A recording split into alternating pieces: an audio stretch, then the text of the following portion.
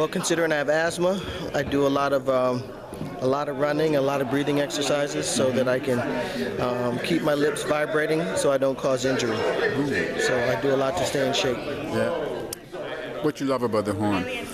You know, I love about the horn is that it's an extension of my heart and soul. It took a long time to get there because, you know, we all practice our technique and we work on trying to really get a feel for the instrument. But I think when we can put that aside and everything we sing, we play, then we provide clarity and honesty to the music. Yeah. So do you bring anything from your background to the instrument?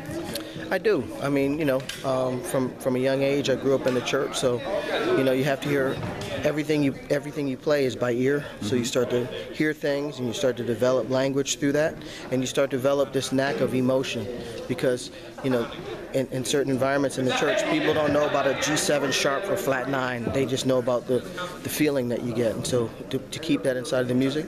And then the other side of it is that I grew up playing classical music, so, you know, always having that discipline on the horn provides me, you know, more opportunities and more options in jazz.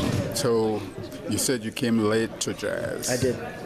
What switched you from the classical to the jazz? Well, one of my favorite classical trumpet players told me if I wanted to be a better classical trumpet player, that I should learn jazz because it would get my hearing. And when I played the excerpts and I played certain things in an orchestra, I would be able to hear where it comes from and how it relates to the music and the chords and sonorities. So I started to learn how to improvise to make myself a better classical musician. And then all of a sudden people started hearing me improvise and started to hire me to play jazz. So, you know, we never know our destinies. Yeah. Considered hip-hop at all? You know, I would. I don't turn it down. I don't get as many calls or opportunities for it, but if I did, I'd play. I thought about incorporating it as a jazz piece. You know, I'm not really there yet. I mean, for me, there's so much music to learn. When I get all the music down on my to-do list, then maybe I'll start incorporating other genres more. Yeah. I heard you thank Baltimore. How many times have you been here? You know, I used to live right down the road, so I went to University of Maryland. Okay. Right down the road, meaning, you know, I lived in Silver Spring, and I used to come, you know, when I was in college, I'd come up here, and I was studying from a trumpeter in the Baltimore Symphony named Langston Fitzgerald. So I used to come to Baltimore for lessons with him. He's brilliant.